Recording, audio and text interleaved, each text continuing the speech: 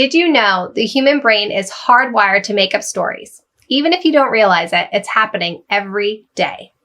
At the Dental MEP, we use science to teach people skills to you. Do not forget to subscribe to our channel and don't forget to hit the bell so you never miss out.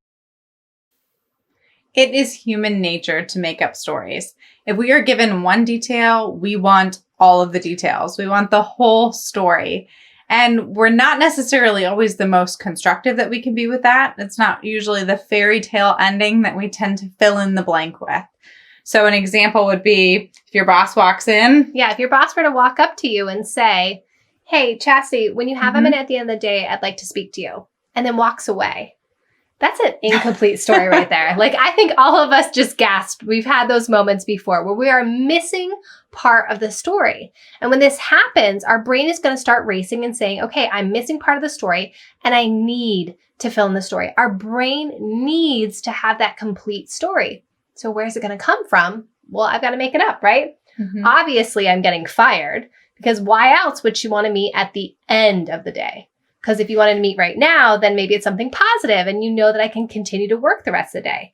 But if you want to meet me at the end of the day, it must be something horrible that we have to finish out my full schedule before we can have that meeting.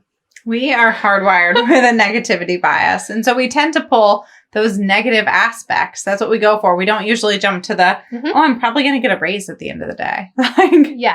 That's not where we go with it. So how do we hold ourselves back from catastrophizing and really blowing the situation out of proportion without knowing all of the details? How do we keep ourselves from telling ourselves these negative stories? It's really important to acknowledge the fact that we can either be constructive with these stories or we can break ourselves down. And like Chastity said, we have that negativity bias. So if that's the direction that we're always going to go, then we want to just be really aware of that and make sure that when these negative stories pop up, we can be really productive with it. The first things first is what we say, call it your shitty first draft. The story I'm telling myself right now is that she wants to meet with me at the end of the day because I'm getting fired. And then there's going to be more to the story that you make up. I'm getting fired because Sue doesn't like me. She's never liked me. She's always wanted my position. She wants to work more hours. They're probably just going to get rid of me. And Sue's going to, I'm completely catastrophizing right now, by the way. I'm making up this story as we go, but this is what our brains do, is I'm going to fill in the blanks and I'm going to make up this story. So the first thing that we want to do is we want to write it down. We want to call it our shitty first draft and write down the story I'm telling myself is this. And I want you to write it down like you are the 6-year-old self having a complete temper tantrum where you go all out, kicking and screaming and saying all these horrible things that maybe have no truth whatsoever to them, but you feel like I need to let this out right now. And if it's something that you would never want anybody to read, then you did a really good job. And I know, okay, so half of the people are probably watching this going like, oh my gosh, this is major temper tantrum. Why would you tell anybody to do this? Yeah. And it's the next step, we're going to get constructive with it. So we all have these thoughts and we have these thoughts in our head and we have stories that we create within our head because we want all of those details. The reality is that for the most part, most of the information is not accurate that we put in this shitty first draft. It is just a bunch of feelings that are maybe coming from completely other places, or we're stressed out when this happened to trigger us and we're acting out of fear or fear of loss or scarcity. And that's where a lot of these thoughts come from. So once you have that SFD, walk away from it for a minute. Okay. Just let it go. Don't call your husband and say you lost your job or tell all your colleagues that you're getting fired at the end of the day. When we say walk away, we mean walk away and don't talk to anyone about it. Yeah, just don't act on it. That's not the point to do it yet. Know that you got out that like little burst that you needed to get out and then move on. We're going to come back to it.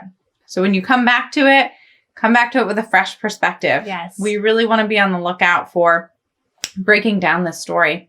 Like, what is it in the story that's factual information? Like, because the story I mean real facts. Like, real facts. So the story that Christina just said, the only real fact you can really pull from that is, like, my there's boss a meeting me at the this end of the afternoon. Day. And so really focusing on what is the fact, what are the other emotions, and what are the other, like, non-factual things that are happening that are creating this entire narrative that are causing you to become really worked up. What's And we're going to fear-based? scratch those things. So, Yeah. so take those things right out of the story. You got them off your chest initially, but just take it right out because that's not real information that is contributing to what's going on. Now, with that information you have that you've just taken out, you now have your second draft. You have a fresher perspective. And in all honesty, you know, in school, we had our first draft, our second draft, and our final draft, right? There was always 3 drafts. I don't know what this is with the neuro. If you were me, it was like the 7th, 8th draft. Yeah, exactly. There's multiple drafts that need to happen. So after that, do the same thing. Take a look at it and again say, is there anything here that maybe isn't truth? Is there anything that could be fear-based? And what's solid truth? And write that final draft. And that's the information that is the known. This really helps to ease some of that anxiety and some of that tension that you have and that loss of information that you have. Now, the problem with it is in a situation like this, the draft that I'm going to be left with is back to the beginning. My boss wants to meet with me at the end of the day, and I know no other information. That might not completely set me at ease, but at least I have removed the story that I'm telling myself and all these negative things about it.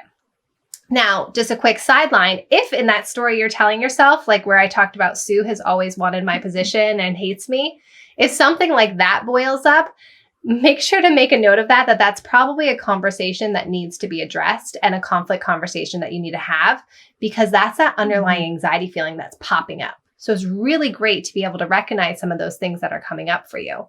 But with that final draft, if you have that uneasy feeling still where you're like, man, I just can't not have enough, like I don't have enough information to really settle myself, then have a conversation. This would be a great time for me to say, hey, I know we're meeting at the end of the day. I'm feeling a little bit anxious about this because I don't know what we're meeting about. Is there anything that you could let me know in advance? And maybe they can, maybe they can't, but at least you asked. It's so much easier if it's like a week out or 2 weeks or anything, then you can have that conversation and say, how can I prepare for this meeting? I'm feeling a little uneasy about the meeting as I don't know what we're going to be meeting about. Can you give me any insight? And just ask that question. So whatever you're missing that you really truly need, now you know how to ask it without any of that, you know, animosity that you've created where you think Sue hates you and you're getting fired and you've called your husband or anything like that has happened. Oftentimes, our first reaction to a situation is not necessarily the most constructive. And that is not unique to any one person. That is just our brain's natural tendency to pull towards that negativity bias and then also filling it in with details that give us this full picture, even if it's not the truth and if it's not going to lead us anywhere constructive. Make sure that you're being really mindful when you have these moments to be able to pause and self-reflect to come up with the most constructive next step that you can take to be able to resolve it.